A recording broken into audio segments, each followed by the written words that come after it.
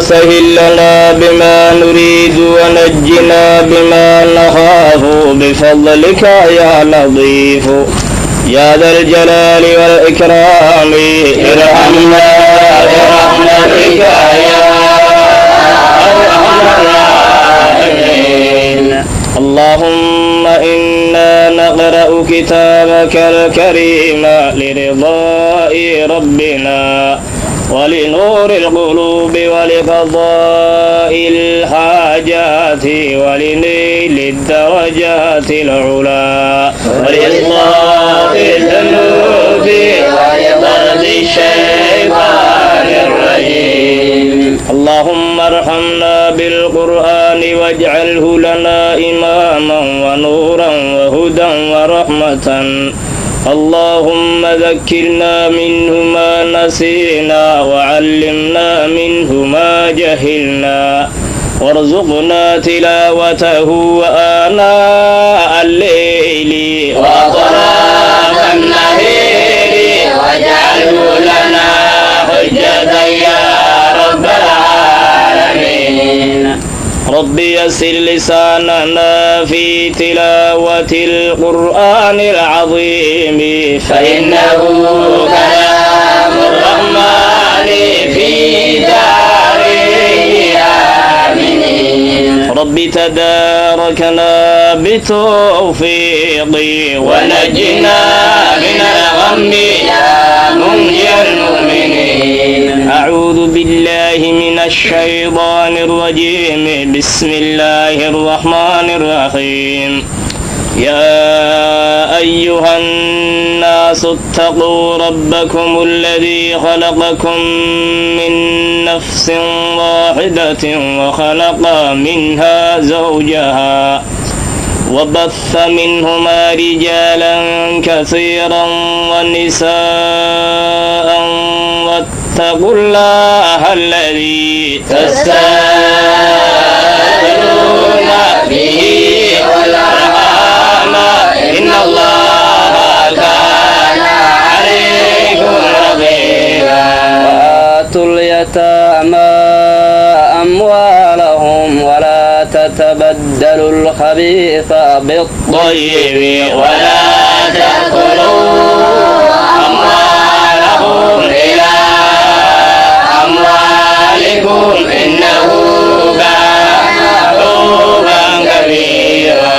إن خفتم ألا تقسطوا في اليتامى فانكحوا ما طاب لكم من النساء مثنى وثلاث ورباع فإن خفتم ألا تعدلوا فواحدة أو ما ملكت أيمانكم ذلك أدنى ألا تعولوا. وآتوا النساء صدقاتهن نحلة فإن ضينا لكم عن شيء منه نفسا فكلوه هنيئا مريئا.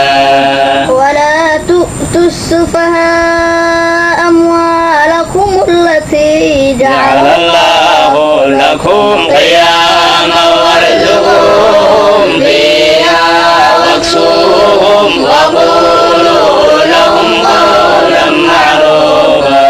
وابتلوا اليتامى حتى إذا بلغوا النكاح فإن آنستم منهم رشدا فادفعوا إليهم أموالهم ولا تأكلوها إسرافا وبدارا أن يكبروا ومن كان غنيا فليستعفف ومن كان فقيرا فليأكل بالمعروف. فإذا دفعتم إليهم أموالهم فأشهدوا عليهم وكفى بالله حسيبا.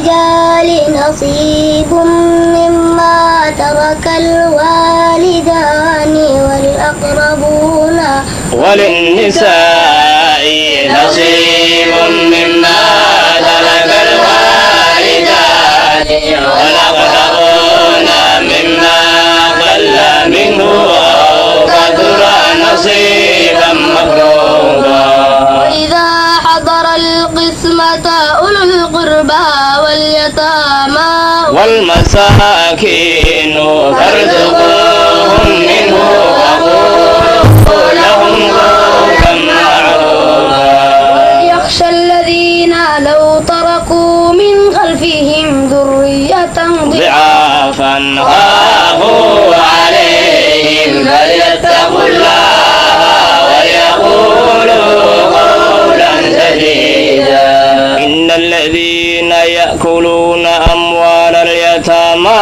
ظلما إنما يأكلون في بطونهم نارا وسيصلون سعيرا يوصيكم الله في أولادكم للذكر مثل حظ الأنثيين فإن كن نساء فوق اثنتين فلهن ثلثا ما ترك وإن كانت واحدة فلها النصف ولأبويه لكل واحد منهما السدس مما ترك إن كان له ولد فإن لم يكن له ولد وورثه أبواه فلأمه الثلث فإن كان له إخوة فلأمه السدس من بعد وصية يوصي بها أو دين آباؤكم وأبناؤكم لا تدرون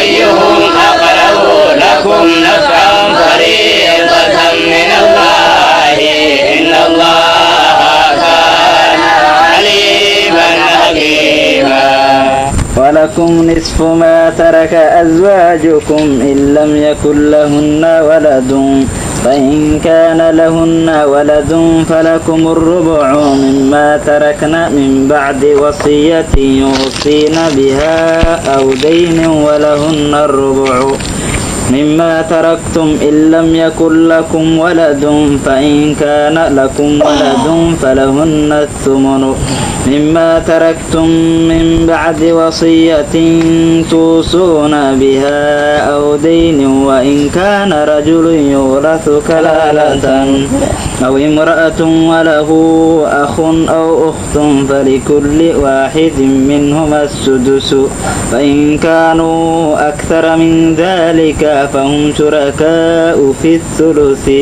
من بعد وصية يوصي بها أو دين غير مضار وصية من الله والله عليم حليم وصية من الله والله عليم حليم حدود الله ومن يطع الله ورسوله يدخله جنات تجري من تحتها الأنهار خالدين فيها وذلك الفوز العظيم ومن يعص الله ورسوله ويتعدى حدوده يدخله نارا خالدا فيها وله عذاب مهين واللاتي يأتين الفاحشة من نسائكم فاستشهدوا عليهن أربعة منكم فإن شهدوا فأمسكوهن بالبيوت حتى يتوفاهن الموت أو يجعل الله لهن سبيلا حتى يتوفاهن الموت أو يجعل الله لهن سبيلا اللاتي يأتين الفاحشة من نسائكم فاستشهدوا عليهن أربعة منكم فإن شهدوا فامسكوهن بالبيوت حتى يتوفاهن الموت أو يجعل الله لهن سبيلا اللذان يأتيانها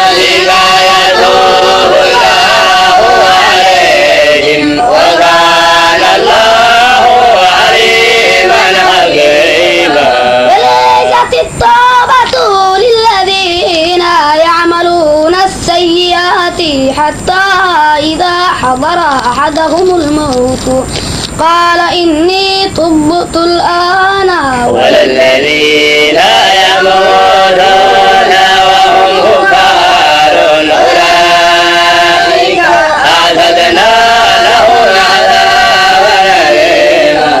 يا أيها الذين آمنوا لا يحل لكم أن ترثوا النساء كرها ولا تعضلوا ويجعل الله فيه خيرا كثيرا. عسى أن تكرهوا شيئا ويجعل الله فيه خيرا كثيرا. يا أيها الذين آمنوا لا يحل لكم أن ترثوا النساء كرها ولا تعضلوهن لتذهبوا ببعض ما آتيتموهن إلا أن يأتين بفاحشة مبينة وعاشروهن بالمعروف فإن كرهتموهن فعسى أن تكرهوا شيئا ويجعل الله فيه خيرا كثيرا.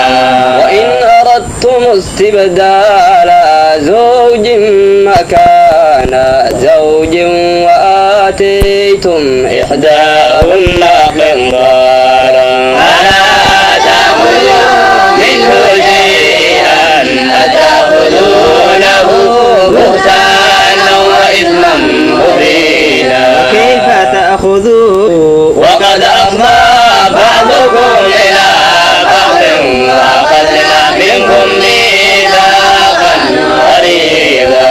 ولا تنكحوا ما نكح آباؤكم من النساء إلا ما قد سلف إنه كان فاحشة ومقتا وساء سبيلا.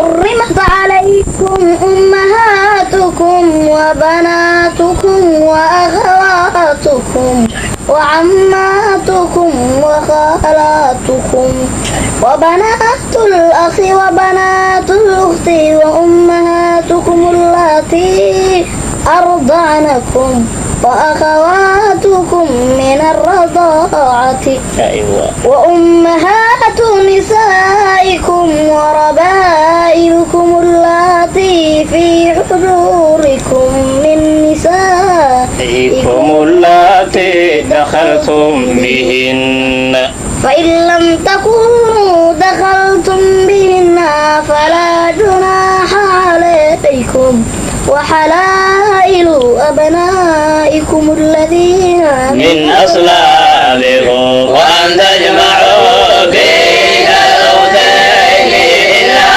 ما قد سلف إن الله كان غفورا رحيما. حرمت عليكم أمهاتكم وبناتكم وأخواتكم وعماتكم وخالاتكم وبنات الأخ وبنات الأخت وأمهاتكم اللاتي أرضعنكم وأخواتكم من الرضاعة وأمهات نسائكم وربائبكم اللاتي في حجوركم من نسائكم اللاتي دخلتم بهن فإن لم تكونوا دخلتم بهن فلا جناح عليكم وحلائل أبنائكم الذين من أصلابكم وأن تجمعوا بين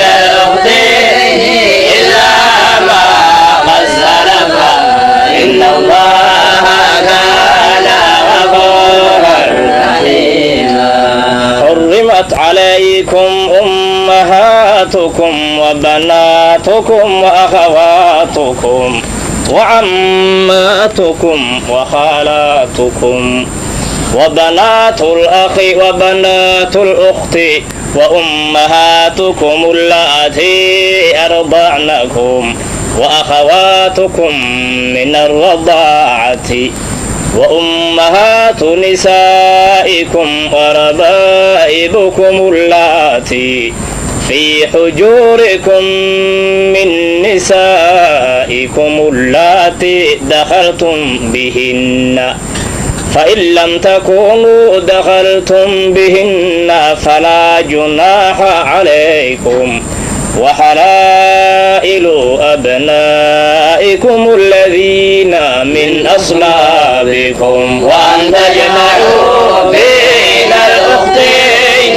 إلا ما قد سلف إن الله كان غفورا رحيما. والمحصنات من النساء إلا ما ملكت أيمانكم كتاب الله عليكم وأحل لكم ما وراء ذلكم أن تبتغوا بأموالكم محصنين غير مسافحين فما استمتعتم به منهن فآتوهن أجورهن فريضة ولا جناح عليكم فيما تراضيتم به من بعد الفريضة إن الله كان عليما حكيما. والمحصنات من النساء إلا ما ملكت أيمانكم كتاب الله عليكم وأحل لكم ما وراء ذلكم أن تبتغوا بأموالكم محصنين غير مصافحين فما استمتعتم به منهن فآتوهن أجورهن فريضة ولا جناح عليكم فيما تراضيتم به من بعد الفريضة إن الله كان عليما حكيما. ومن لم يستطع منكم طولا أن ينكح المحصنات المؤمنات فمما ملكت أيمانكم من فتياتكم المؤمنات والله أعلم بإيمانكم بعضكم من بعض فانكحوهن بإذن أهلهن وآتوهن أجورهن بالمعروف محصنات غير مصافحات ولا متخذات أخدان فإذا أحسنا فإن أتينا بفاحشة فعليهن نصف ما على المحصنات من العذاب ذلك لمن خشي العنة منكم وأن تصبروا خير لكم والله غفور رحيم. ومن لم يستطع منكم طولا أن ينكح المحصنات المؤمنات فمما ملكت أيمانكم من فتياتكم المؤمنات والله أعلم بإيمانكم بعضكم من بعض فانكحوهن بإذن أهلهن وآتوهن أجورهن بالمعروف محصنات غير مصافحات ولا متخذات أخدان فإذا أحصن فإن أتينا بفاحشة فعليهن نصف ما على المحصنات من العذاب ذلك لمن خشي العنة منكم وأن تصبروا خير لكم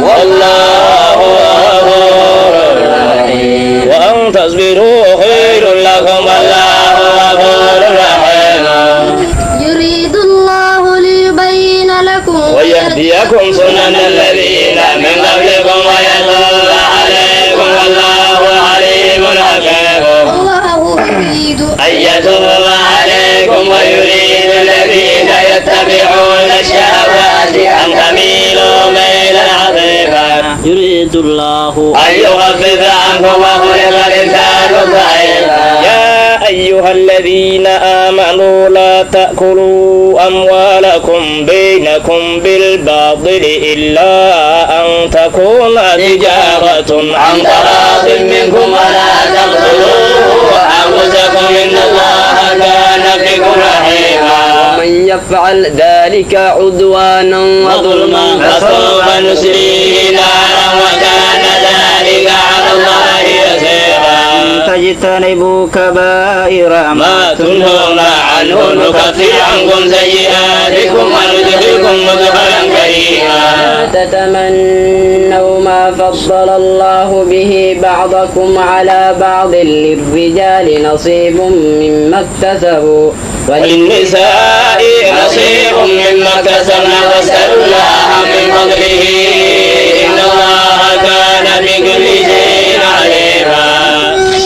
جعلنا موالي مما ترك الوالدان والأقربون والذين عاهدت أيمانكم فآتوهم نصيبهم إن الله كان على كل شيء شهيدا. الرجال قوامون على النساء بما فضل الله بعضهم على بعض وبما أنفقوا من أموالهم فالصالحات قانتات حافظات للغيب بما حفظ الله واللاتي تخافون نشوزهن فعظوهن واهجروهن في المضاجع واضربوهن فإن أطعنكم فلا تبغوا عليهن سبيلا إن الله كان عليا كبيرا.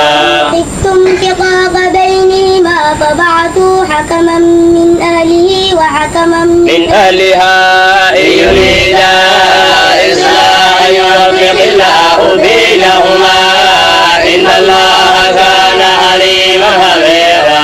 واعبدوا الله ولا تشركوا به شيئا وبالوالدين إحسانا وبذي القربى واليتامى والمساكين والجار ذي القربى والجار الجنب والصاحب بالجنب وابن السبيل وما ملكت أيمانكم إن الله لا يحب من كان مختالا فخورا. الذين يبخلون ويأمرون الناس بالبخل ويكتمون ما آتاهم الله من فضله وأعتدنا لكافرين عذابا مهينا.